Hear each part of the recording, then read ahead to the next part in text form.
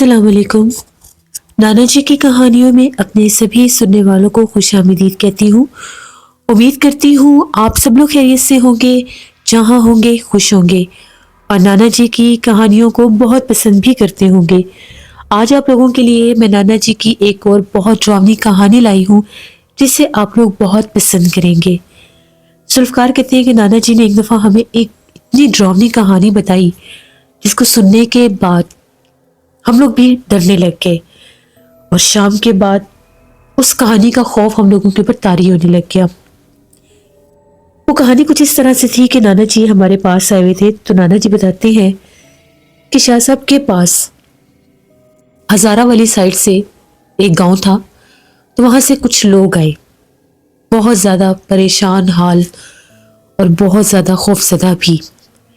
और वो बार बार एक ही रट लगा रहे थे कि हम लोगों ने अंधेरे से पहले वापस जाना है, क्योंकि अगर हमें अंधेरा हो गया तो हम अपने गांव में वापस नहीं जा सकेंगे।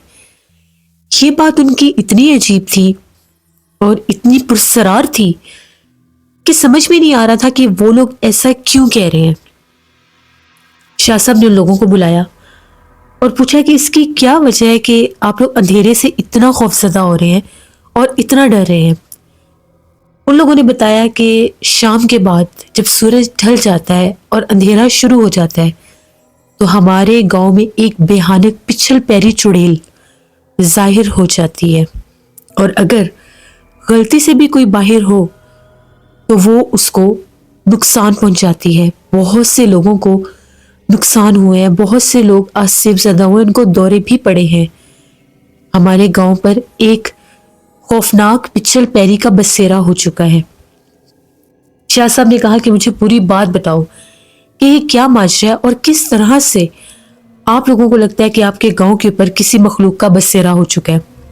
उन लोगों का ये कहना था, हम लोगों के गांव में एक घर था, तो वहां पर एक लड़की थी नौजवान। उसके घर वाले उसको बड़ा मना करते थे।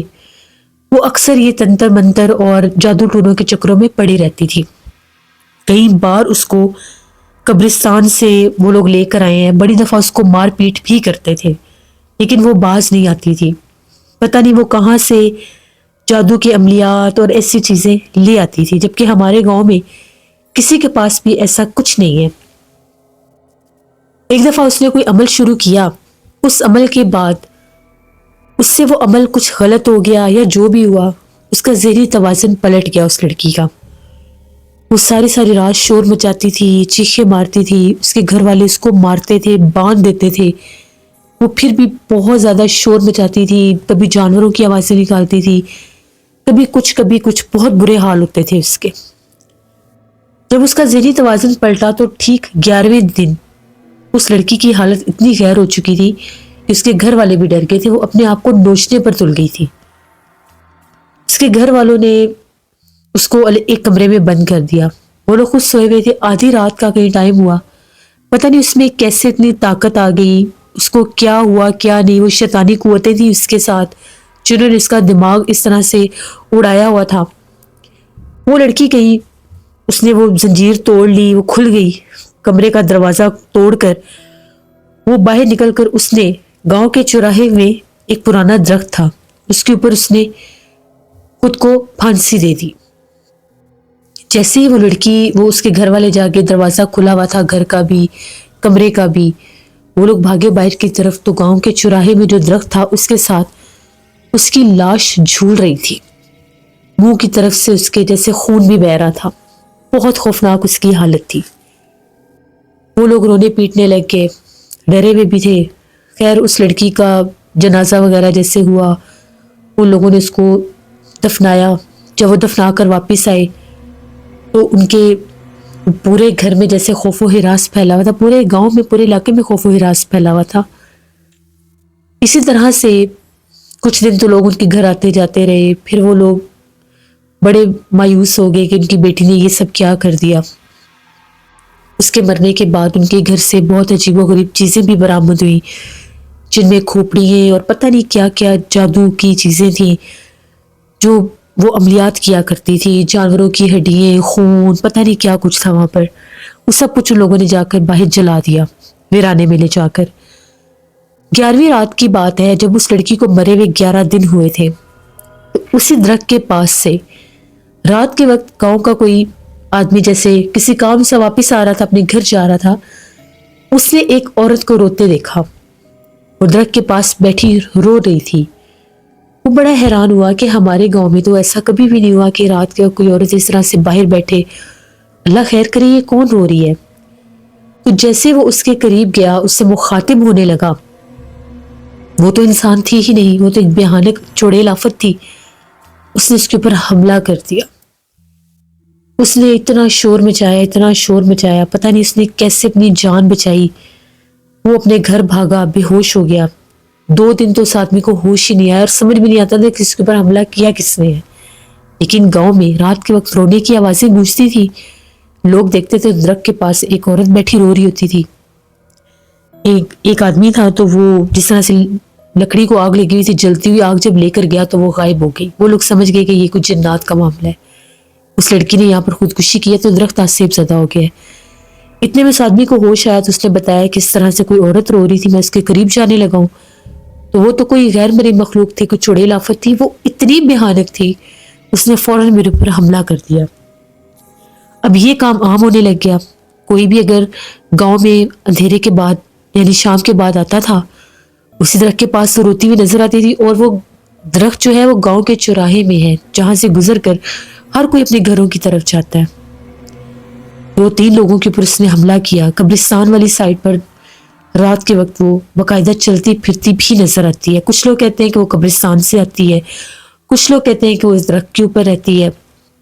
یہاں تک کہ جن کی بیٹی نے خودکشی کی ہے وہ لوگ کہتے ہیں کہ جس کمرے میں ہم اس کو بند کرتے تھے اور جس کمرے میں وہ عملیات کرتی تھی، اس کمرے سے بھی رونے کی آوازیں آتی ہیں۔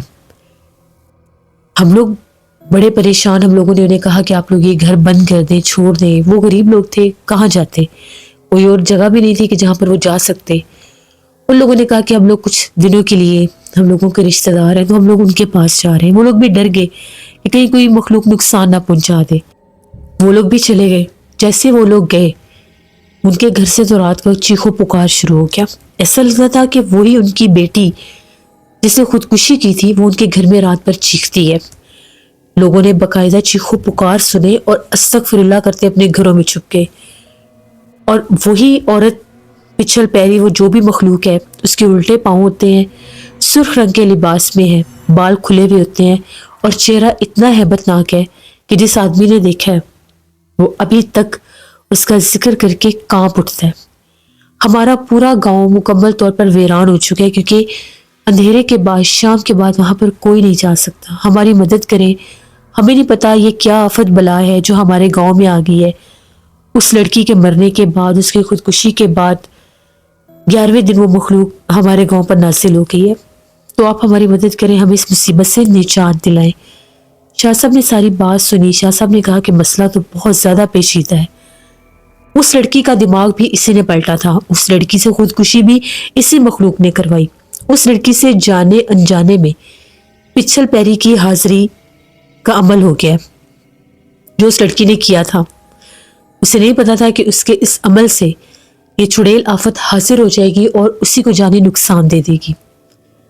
اگر اس کے گھر والے اس لڑکی کو باندھتے نہ، اس کو دورے نہ پڑتے تو شاید وہ اپنے پورے گھر کو ختم کر دیتی، اور اس کے بعد وہ گاؤں میں بھی لوگوں کو نقصان پہنچاتی۔ لیکن اس کے گھر والوں نے باندھا، وہ سارا اٹیک جو اس مخلوق کا تھا اسی پر ہوتا رہا، اور 11ویں دن اس نے اس کو موت کے گھاٹ اتار دیا، اور 11ویں رات ہی دوبارہ اس نے اپنا آپ ظاہر کر دیا۔ یہ ایک پچھل پیری چڑیل آفت ہے جو ایسے عملیات سے آتی ہے، ظاہر ہوتی ہے، حملہ آور ہوتی ہے جب اس کا عمل کوئی بہت زیادہ پورے طریقے سے پاورفل طرح سے کرے، اس کو چھوڑے نہ۔ اس لڑکی نے اس عمل کو چھوڑا نہیں، حالانکہ یہ عمل بہت سخت ہے۔ اس عمل کے دوران بھی مخلوقات ڈراتی ہیں، لیکن جیسے آپ لوگوں نے بتایا کہ وہ پہلے بھی عملیات کرتی تھی تو شاید اس لیے وہ ڈری نہیں، ورنہ اس کی جگہ پر کوئی اور ہوتا تو شاید عمل درمیان میں ہی چھوڑ دیتا۔ تو بچنا اس نے پھر بھی نہیں تھا، کیونکہ یہ کالے جادو کا چڑیل کی حاضری کا عمل تھا، جس کی وجہ سے وہ چڑیل وہاں پر نازل ہو چکی ہے اور حاضر ہو چکی ہے۔ اس کو وہاں سے نکالنا اتنا بھی آسان نہیں ہوگا. اس کے لیے باقاعدہ عمل کرنا ہوگا اور اس مخلوق کو یا تو جلانا ہوگا یا قید کرنا ہوگا، تبھی وہ اس علاقے کی، اس درخت کی جان چھوڑے گی، ورنہ وہ وہاں پر کسی کو زندہ نہیں چھوڑے گی، کیونکہ وہ ایک آدم خور چڑیل ہے اور ایسی مخلوق ہے جو انسانوں کو جانی نقصان دیتی ہے. اس لیے تو وہ عورت کے روپ میں بیٹھ کر روتی ہے، وہ ایک بھیانک پچھل پیری ہے. آپ لوگوں نے بالکل غلطی نہیں کرنی اس کے نزدیک جانے کی. وہ روئے، جو مرضی کرے، رات کے وقت کوئی آپ لوگوں کے گھر پر دستک دے، کوئی عورت بولے تو بالکل دروازہ بھی نہیں کھولنا. 3 دن کی پڑھائی ہے جو رات کو میں کروں گا، اور چوتھے دن میں آپ لوگوں کے گاؤں میں آ کر عمل کروں گا، کیونکہ یہ اتنی سخت مخلوق ہے کہ اس کو فوری طور پر کور نہیں کیا جا سکتا، نہ ہی اس کو فوری طور پر قید کیا جا سکتا ہے. اس کے لیے باقاعدہ 3 راتوں کا عمل کرنا ہوگا. اس کے بعد ہی میں اس گاؤں میں جا کر اس مخلوق کو یا تو وہاں سے نکال سکوں گا یا قید کر سکوں گا، کیونکہ یہ ایک ایسی مخلوق ہے جو اپنا آپ اس طرح سے ظاہر کرتی ہے کہ وہ کسی بھی انسان کو پلک جھپکتے نقصان پہنچا سکتی ہے. آپ لوگ یہاں سے چلے جائیں اندھیرا ہونے سے پہلے، کوئی بھی رسک نہ لیں، اور اپنے گھروں پر حصار نہیں باندھنا، صرف اپنے اوپر ہی آپ لوگ حصار باندھ سکتے ہیں. نانا جی بتاتے ہیں کہ اس کے بعد وہ لوگ وہاں سے چلے گئے. شاہ صاحب نے بتایا کہ یہ بڑی سخت مخلوق ہے، یہ چڑیل آفت جو ہے، پچھل پیری، یہ انسانوں کو جانی نقصان دیتی ہے. اس کی خوراک ہی انسان ہوتے ہیں. یہ زندہ انسانوں کو اپنا شکار بناتی ہے، ان پر بسیرا کر کے یا ان کو جانی نقصان دے کے، اور اس کو باقاعدہ عمل کے ذریعے ہی حاضر کیا جا سکتا ہے. اس کا بسیرا عام طور پر کسی بھی جگہ پر نہیں ہوتا. یہ ایسے ویرانوں میں اور ایسی جگہوں پر رہتی ہے جہاں پر انسان چاہ کر بھی نہیں جا سکتے. پھر ان کو جادوگر حضرات اور ایسے جو شیطان کی پوجا کرنے والے لوگ ہوتے ہیں، وہ اپنے عملیات کے ذریعے اس دنیا میں بلاتے ہیں تاکہ لوگوں کو نقصان پہنچایا جا سکے. شاہ صاحب نے اس کی پڑھائی شروع کر دی، اور ایک پڑھائی مجھے بھی کرنے کے لیے دی کیونکہ میں نے بھی ان کے ساتھ جانا تھا. نانا جی بتاتے ہیں 3 راتیں ہم لوگوں نے وہ پڑھائی کی. ان 3 راتوں میں شاہ صاحب بتاتے ہیں کہ ہمارے حجرے کے باہر تک بھی مخلوقات آتی رہی ہیں، کیونکہ اس چڑیل آفت کی بہت سی اپنے بھی آگے سے، جیسے ان کے بھی ہوتے ہیں بہت زیادہ خاندان، فوج، جس کی حفاظت کرتے ہیں کہ اس کو کوئی آسانی سے قید نہ کر سکے. جب ہم لوگوں نے 3 راتوں کی عبادت کی، پڑھائی کی، شاہ صاحب نے چوتھے دن وہ لوگ آئے صبح کے وقت ہم لوگوں کو لے جانے کے لیے. یہ پہلا سفر تھا جب شاہ صاحب نے کہا کہ کسی بھی خادم کو ساتھ جانے کی اجازت نہیں ہے، صرف شاہ صاحب اور میں ہی جائیں گے. ہم لوگ وہاں پر ان کے گاؤں پہنچے. گاؤں بہت دور تھا، تقریباً 4-5 گھنٹے کا سفر کرنے کے بعد ہم لوگ وہاں پہنچے. وہاں پر جب ہم لوگ گئے، گاؤں اتنا ویران تھا، ابھی شام ہونے میں کافی ٹائم باقی تھا. اس کے باوجود پورا گاؤں ایسے ویران تھا جیسے یہاں پر کبھی کوئی انسان آباد ہی نہیں ہوا تھا. ہر گھر کا دروازہ بند، اور میں نے ایسا پرسرار گاؤں پہلی بار دیکھا تھا. اس مخلوق کے اثر سے جیسے پورا گاؤں ہی پرسرار ہو چکا تھا، کوئی چرند پرند بھی نظر نہیں آ رہا تھا. ہم لوگ جب اس گاؤں میں داخل ہوئے تو قبرستان والے راستے سے داخل ہوئے، تو بیچ سڑک کے درمیان میں ایسا محسوس ہوا جیسے کالے لباس میں کوئی زمین پر لیٹا ہوا ہے. شاہ صاحب نے اسی وقت ان لوگوں سے کہا کہ اسی جگہ پر گاڑی کو روکو. گاڑی روکی. شاہ صاحب نے پڑھائی کرنا شروع کی. پڑھائی کرتے کرتے ایک دم سے وہ جو زمین کے درمیان میں، سڑک کے درمیان میں کوئی کالے لباس میں لیٹا ہوا تھا، وہ وہیں پر غائب ہو گیا. شاہ صاحب نے کہا وہ مخلوق ادھر ہی موجود ہے. شاہ صاحب نے مجھے بھی پڑھائی بتائی اور ان لوگوں کے اوپر بھی حصار باندھ دیا. ہم لوگ وہاں سے جیسے ہی گزرے، بہت تیزی سے گزرنا تھا. تیزی سے گزر کر جب اس گاؤں میں داخل ہوئے، اس گھر کی طرف گئے جہاں پر وہ درخت تھا، چوراہا تھا، اس درخت کو دیکھتے ساتھ ہی شاہ صاحب نے کہا کہ یہیں پر اس کا مین بسیرا ہے جہاں پر وہ رات کے وقت موجود ہوتی ہے. ان لوگوں نے کہا کہ جی بالکل یہی وہ درخت ہے. وہ جو درخت ہے اس کے آس پاس کی جو زمین تھی اس کا رنگ ہی اور ہو چکا تھا، کیونکہ اس پر ایک ایسی بھیانک مخلوق کا بسیرا تھا۔ اور شاہ صاحب نے جب وہ گھر دیکھا، ان لوگوں نے بتایا کہ ہم لوگ اس گھر کی طرف نہیں جاتے۔ وہ گھر اس درخت سے تھوڑا ہی فاصلے پر تھا، وہ گھر بھی بند تھا۔ شاہ صاحب نے وہیں پر پڑھائی اپنی شروع کی اور ان لوگوں کو کہا کہ آپ لوگوں نے ادھر اس درخت کے قریب ہی ایک گڑھا کھودنا ہے۔ ان لوگوں نے اس گڑھے کو کھودنا شروع کر دیا۔ وہاں پر شاہ صاحب کی ہدایت کے مطابق سوکھی لکڑی بھی جمع کی گئی۔ اتنے میں مغرب کا ٹائم ہو گیا، شام ہو گئی۔ جیسے ہی شام ہوئی، وہ جو گھر تھا جس گھر میں اس لڑکی نے بھی یاد کیے تھے، اس گھر سے رونے کی آوازیں آنا شروع ہو گئی، باقاعدہ جیسے وہاں کوئی بہت بری طرح سے رو رہا ہے، بہن کر رہا ہے۔ شاہ صاحب مسلسل پڑھائی کر رہے تھے اور وہ مخلوق جو اس وقت وہاں سے اس گھر میں اس نے اپنا بند کر لیا تاکہ میں درخت کے نیچے نہ آؤں اور یہ جو سید عامل صاحب ہے مجھے کہیں جلا نہ دے۔ شاہ صاحب نے نانا جی کو بھی، نانا جی کہتے ہیں مجھے بھی انہوں نے کہا کہ آپ بھی ساتھ ساتھ پڑھائی جاری رکھیں، اور گاؤں کے وہ جو لوگ تھے ان کو ایک حصار میں بٹھا دیا گیا۔ نانا جی کہتے ہیں ایک طرف میں اور ایک طرف شاہ صاحب ہم لوگ کھڑے ہوئے اور ہم لوگ تسبیح پڑھتے ہی جا رہے تھے۔ اس گھر سے اتنی بھیانک آوازیں آ رہی تھی، اتنی بھیانک آوازیں آ رہی تھی جیسے وہاں پر پتہ نہیں ہو کیا ہے، چیخو پکار اور رونے کی آوازیں۔ ابھی ایک دم سے اس گھر کا دروازہ کھل گیا اور اندر سے جس طرح سے کوئی عورت باقاعدہ اس گھر میں دروازے کے پاس بیٹھی رو رہی ہے۔ شاہ صاحب نے اس کو کہا کہ اس گھر سے باہر آ جاؤ، تم جو بھی مخلوق اور جس روپ میں بھی ہو، اسی روپ میں تم اس گھر سے باہر آ جاؤ۔ شاہ صاحب نے جب کہا تو جیسے وہ باقاعدہ چوڑیوں کی اور پائلوں کی آواز آنے لگ گئی، وہ نہیں آئی باہر۔ تیسری دفعہ جب شاہ صاحب نے اسے بلایا تو سرخ لباس میں ایک نوجوان لڑکی کے روپ میں وہ جو مخلوق تھی اس گھر سے باہر آئی اور چلتی چلتی اس درخت کے نیچے جا کر بیٹھ گئی۔ شاہ صاحب پڑھائی کر رہے تھے۔ شاہ صاحب نے پڑھائی کر کے حصار اس گھر کے اوپر باندھ دیا اور اس گھر کا دروازہ بند کر کے اس کے اوپر کالا دھاگا باندھ دیا۔ وہ مسلسل روتی ہی جا رہی تھی اور اس درخت کے نیچے تھی۔ جس روپ میں اس نے اپنا آپ ظاہر کیا تھا وہ اسی روپ میں تھی اور یہ اس کا اصل روپ نہیں تھا۔ شاہ صاحب نے پڑھائی شروع کی۔ وہ جو لوگ تھے وہ کانپ رہے تھے۔ شاہ صاحب نے لوگوں کو کہا تھا چاہے کچھ بھی ہو جائے اس حصار سے باہر نہیں نکلنا، اور زیادہ ڈر لگے تو آپ لوگوں نے اپنی آنکھیں بند کر لینی ہے۔ اب شاہ صاحب پڑھائی کرتے جا رہے تھے، وہ چیخیں مارتی جا رہی تھی، رو رہی تھی۔ شاہ صاحب نے کہا کہ کہاں سے آئی ہو، کیوں لوگوں کو تنگ کر رہی ہو؟ وہ روتی جا رہی تھی، عورت کے روپ میں ہی تھی، وہی بھیانک چہرہ جو لوگوں نے بتایا تھا۔ شاہ صاحب نے پھر پوچھا اس نے بتایا کہ مجھے وہ فلاں لڑکی نے عمل کے ذریعے بلایا تھا، میں حاضر ہو گئی اور میں نے اسی وقت اس کو اپنا نشانہ بنا لیا کیونکہ اس نے حصار توڑ دیا تھا۔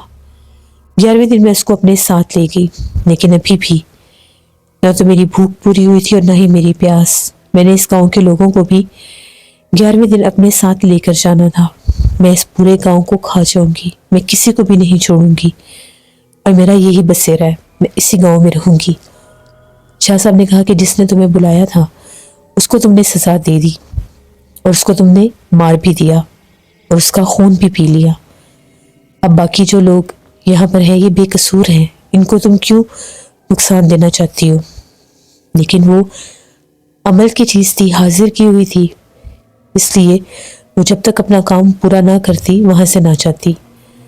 اب شاہ صاحب نے پڑھائی کرنا شروع کی تو چیخیں مارنے لگے، اس کا چہرہ اور بھی بھیانک ہو گیا اور وہ ایک دم سے جس طرح سے تڑپنے لگ گئی۔ شاہ صاحب نے پھر پڑھائی کی، پڑھائی کر کے شاہ صاحب نے راکھ اس کی طرف جیسے ہی پھینکی، شاہ صاحب نے، نانا جی کہتے ہیں مجھے اشارہ کیا، میں نے اس گھڑے میں آگ لگا دی۔ اسی وقت شاہ صاحب نے اس کو چوٹی سے پکڑا اور اس کے بال کاٹ دیے اور اس آگ میں پھینک دیے۔ جیسے شاہ صاحب نے اس کی چوٹی کاٹ کے اس کے بال آگ میں پھینکے، وہ جو مخلوق تھی اس کے جسم کو آگ لگ گئی اور وہ ریزہ ریزہ ہو کر جل گئی۔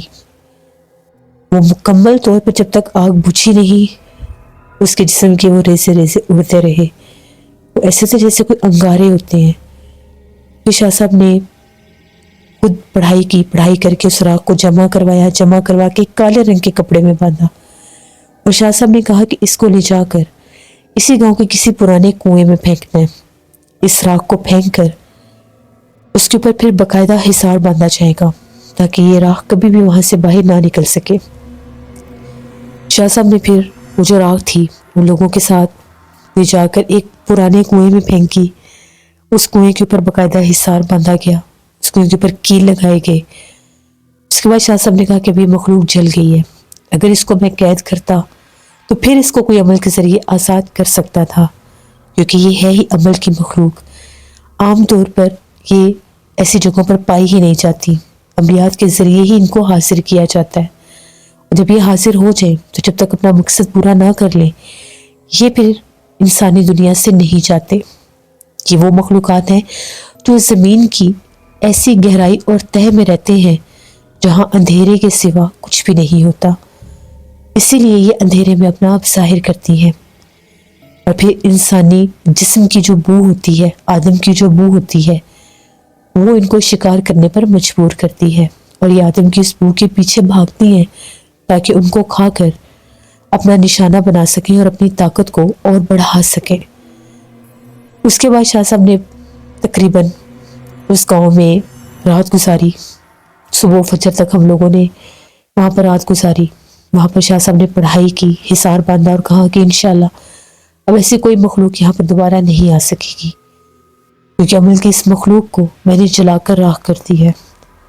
وہ لوگ جن کا یہ گھر ہے 21 دن کے بعد اس گھر میں آ کر رہ سکتے ہیں. 21 دن تک اس گھر کا دروازہ نہیں کھلنا چاہیے. اگر 21 دن سے پہلے وہ لوگ اس گھر میں آئے تو یہ گھر جو ہے یہاں پر وہ رہ نہیں سکیں گے. ان کو کوئی نہ کوئی مصیبتیں بنتی رہیں گی, کیونکہ اس گھر میں بہت سخت عمل ہوا ہے.